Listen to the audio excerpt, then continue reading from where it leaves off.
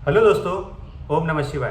तो आज मैं आप लोगों से बात करूंगा भृगु बिंदु के बारे में। एक्चुअली देखिए बहुत रॉन्ग कॉन्सेप्ट है भृगु बिंदु को लेके, तो वही मैं थोड़ा क्लियर करने की कोशिश करूंगा और थोड़ा सिंप्लीफाई कर दूंगा भृगु बिंदु के बारे में, जिसको हम देखिए डेस्टिनी पॉइंट भी बोलते हैं। अब देखिए इसको आप डेस्टिनी पॉइंट अगर इसे कहा जाता है तो बहुत लोग ऐसा कह रहे हैं कि क्या हम जहाँ पे भृगु बिंदु आता है उस हाउस से रिलेटेड या उस वहाँ पे कोई प्लैनेट भी है अगर बैठा हुआ है भृगु बिंदु के ऊपर तो उससे रिलेटेड काम करें, क्योंकि वही तो फाइनल डेस्टिनी है। देखिए ऐसा नहीं होता है। भृगु बिंदु को अगर आपको यूजुअली समझना है तो भृगु बिंदु वो पॉइंट होता है जहाँ पे आपकी लाइफ में इवेंट्स देखे जा सकते हैं। इसको आप इस तरीके से लीजिए, ना कि आप, क्योंकि हो सकता है कि आपकी स्किल्स, आपका जो सैटर्न है, आपके जो और प्लैनेट्स है, 10th हाउस है, फर्स्ट हाउस है, 7th हाउस है, ये सारे कुछ और चीज़ें आपका प्रोफेशन दिखा रहा हो। तो अगर आप भृगु बिंदु को लेके चलोगे तो कैसे वो आपका देखिए एक डेस्टिनी पॉइंट बनेगा। Destiny point in the sense वहाँ पे आप इवेंट्स देख सकते हो, ना कि वहाँ पे उस जगह की जहाँ पे आपका भृगु बिंदु आ रहा है वहाँ का आप काम करोगे। तो देखिए भृगु बिंदु कैसे फाइंड आउट करना है ये सब मैं नहीं बताऊंगा, इसमें टाइम वेस्ट नहीं करूँगा, क्योंकि देखिए इतने ऐप से कहीं पे भी कोई भी ऐप में जाओ आपको पता चल जाएगा कि भृगु बिंदु कहाँ पे आपका है करके, जब आप आपकी कुंडली में डाल दोगे तो देखिए भृगु बिंदु को सीरियसली अगर उसको देखोगे तो ये इवेंट से रिलेटेड होता है। मेजर इवेंट्स अगर आपको अपनी लाइफ में देखना हो तो भृगु बिंदु से आपको पता चल जाएगा। कौन से जोडियक साइन में भृगु बिंदु आ रहा है उसे आपको पता चल जाएगा जब यहाँ पे कोई बड़ा प्लैनेट ट्रांजिट कर रहा है। देखिए जब भी कोई बड़ा प्लैनेट ट्रांजिट करता है तो वो रियल में बड़े लाइफ में आप कह सकते हो कि एक दूसरा ज़िंदगी आप शुरू कर रहे हो, या तो फिर किसी ज़िंदगी से लाइफ में कोई ऐसी चीज़ें थी जो आपके ऊपर हमेशा चढ़ी हुई थी उसे ख़त्म करके आप आगे निकल रहे हो लाइफ में, या तो फिर ऐसा कोई इवेंट जहाँ पे आपको वो पीछे पुल कर रहा है। तो इसके लिए उसको डेस्टिनी पॉइंट कहा जाता है कि सारे जो हमारे जो एक तरीके के कर्मास है, तो वहाँ पे जब कोई प्लैनेट घूमता है तो वो आपको रिजल्ट्स देता है। फॉर एन एग्जाम्पल देखिए मैं अपना ही बताता हूँ, बाहर का नहीं बताऊँगा, अपना ही बताता हूँ। जब मेरे भृगु बिंदु में जुपिटर ने ट्रांजिट किया था तब मेरी मैरिज हुई थी एग्जैक्ट पॉइंट पे। तो भृगु बिंदु को देखिए एक तो अब देखिए बड़ा प्लैनेट कौन सा है, जुपिटर है जो 1 साल लेता है, सैटर्न है जो 2.5 ईयर्स लेता है, कभी कभी 3 ईयर्स भी ले लेता है आगे पीछे करके। तो उसी तरीके से राहु और केतु इनका भी बहुत इंपॉर्टेंट प्ले हो जाता है भृगु बिंदु के ऊपर, क्योंकि काफ़ी लोगों के लिए देखिए या तो राहु अगर अच्छा नहीं हुआ आपके भृगु बिंदु में, केतु अच्छा ट्रांजिट देते जाएगा, और अगर केतु बुरा हुआ तो राहु अच्छा वहाँ पे जब वो ट्रांजिट करेगा तो आपको वहाँ पे अच्छा रिजल्ट्स देते हुए जाएगा। तो आपको देखना है कि कौन से हाउस में है, कौन से नक्षत्र में है, तो हम रियली कह सकते हैं ओके ये वाली चीज़ें हो रही है करके, ये वाली चीज़ें एग्जैक्ट हो रही है करके। अब सोचिए कि अगर आपका भृगु बिंदु कोई ऐसे हाउस में है जहाँ पे कोई प्लैनेट बैठा हुआ है और वहाँ पे उसी प्लैनेट की महादशा भी चल रही है।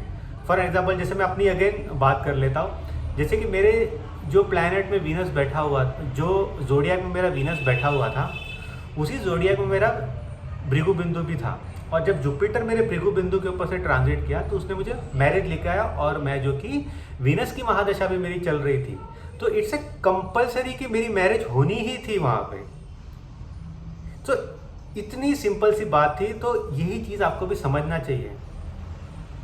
तो मैं यही कहता हूँ कि जब भी आप भृगु बिंदु के बारे में भृगु बिंदु को समझो तो आप ये सारी चीज़ों को भी आपको समझना चाहिए कि एग्जैक्टली क्या हो रहा है। तो देखिए मेरा क्या हुआ, वहाँ पे एक डेस्टिनी चेंज हो गया, और जब मेरा जो कि किड हुआ, मुझे जब बॉय हुआ, तभी भी मैंने देखा कि मेरा भृगु बिंदु एक्टिव था।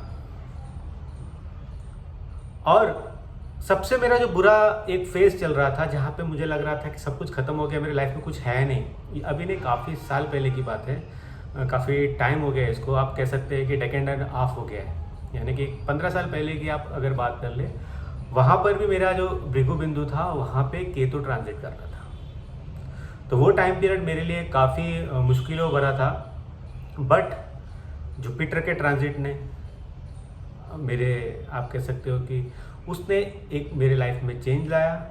फिर जब एक जो मेरा बच्चा हो वहाँ पे भी जिस दिन था उस दिन भी भृगु बिंदु में 2 जो कि इम्पॉर्टेंट प्लैनेट्स ट्रांजिट कर रहे थे, जो कि मेरे आत्माकार का भी थे।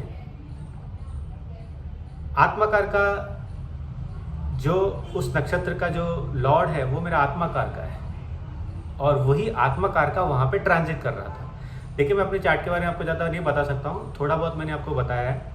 तो इस तरीके से आपको भृगु बिंदु को समझना पड़ेगा कि रियल में अगर आपको इवेंट्स का पता करना है, अच्छा क्या हो सकता है, क्या हो सकता है, तो आपको पता चल जाएगा। तो भृगु बिंदु एक्चुअली, इसलिए मैंने जैसे पहले कहा कि ये इवेंट्स पता करने के लिए होता है। सैटर्न अगर वहाँ से चल रहा है, अब देखिए सैटर्न वहाँ से जब चलता है आपके भृगु बिंदु से, ये रियल में एक डेस्टिनी पॉइंट होता है, बिकॉज सैटर्न जो होता है वो आपका कर्मा का रिजल्ट देने वाला होता है। कर्मा का रिजल्ट देने वाला होता है, इसका मतलब क्या हुआ कि अगर कोई आप अच्छा कर रहे हो, कुछ अच्छा कर्म कर रहे हो, और आपके भृगु बिंदु के ऊपर से सैटर्न जा रहा है, वो 2.5 ईयर्स में, वो खास करके जो 2.5 ईयर्स का जो सैटर्न का चल रहा है एक ज़ोडिएक साइन में, और वहाँ पे पिन पॉइंट जो नक्षत्र में सैटर्न ट्रांजिट कर रहा होगा, वो आपके लाइफ का चेंजिंग मोमेंट होगा। वो आपका लाइफ, अगर आपके अच्छे कर्म है, वहाँ पे आपका चेंजिंग मोमेंट होगा, आपकी लाइफ कंप्लीटली सैटर्न वहाँ पे चेंज कर देगा। और अगेन आपके जैसे कर्म है, अब देखिए सैटर्न कब वहाँ ट्रांजिट कर रहा है वो भी ज़रूरी है। सेकेंड फेज ऑफ लाइफ में सपोज आपकी एज है अराउंड 35 के बाद की एज है आपकी, और वहाँ पर सैटर्न ट्रांजिट कर रहा है, तो रियल जो कर्मास है उसके आपको रिजल्ट देखने मिलेंगे, गुड या बैड। तो ये सारा चीज़ ध्यान रखिए। आप देखिए, काफ़ी लोग बोलेंगे कि मुझे कि आप फर्स्ट हाउस से 12th हाउस तक बताओ, मैं बताऊंगा ना, वो बहुत ज़्यादा जनरल हो जाएगा और वो person to person completely change हो जाएगा। उसके लिए आपके नक्षत्र, इवेंट्स, महादशा सब देखने पड़ेंगे, तब जाके हम एक फाइनल रिजल्ट पे आएंगे। अच्छा, ये वाले यहाँ पे ना आपके साथ ये हो सकता है, यहाँ पे आपके साथ ये हो सकता है, समझे आप। तो ये सारी चीज़ें हैं भृगु बिंदु को लेके, जिसको हम डेस्टिनी पॉइंट भी बोलते हैं। तो ऐसा नहीं है कि उसको फाइनल आप उसको साइन करके बोल दो कि हमें फलाना चीज़ में आपको यहाँ का काम करना चाहिए, ऐसा नहीं होता है। एक सर्टेन फेज ऑफ लाइफ आपका इवेंट्स देखने के लिए आप भृगु बिंदु को देख सकते हो, बिकॉज दी लाइफ थोड़ी सी भृगु बिंदु पे डिपेंडेड है, काफ़ी चीज़ों पे डिपेंडेड है। हमारा एसेंडेंट पे डिपेंडेड है, हमारे कर्मा से डिपेंडेड है, हमारे लोगों से मिलने जुलने में बहुत सारी चीज़ों पे डिपेंडेड है। इसलिए तो इतने सारे डिविजनल चार्ट है जो अलग अलग चीज़ों को देखने के लिए होते हैं। तो सिर्फ थोड़ी हम भृगु बिंदु को देख रहे हैं। हाँ, भृगु बिंदु इंपॉर्टेंट इसलिए हो जाता है कि वो इवेंट्स बताता है लाइफ के। तो होपफुली भृगु बिंदु को मैंने थोड़ा सिंप्लीफाई करके आपको मैं बताना चाहता था, और होपफुली मैं शायद उसमें कामयाब भी रहा होगा। आप अपनी राय ज़रूर बताइए मुझे। मैं आपको अगर आपको जैसे कंसल्ट करना है तो डिस्क्रिप्शन बॉक्स में मैंने अपना जो कि व्हाट्सअप नंबर डाल दिया, आप वहाँ जाके मुझे मैसेज कर सकते हैं। तो अगले वीडियो तक मुझे इजाज़त दीजिए।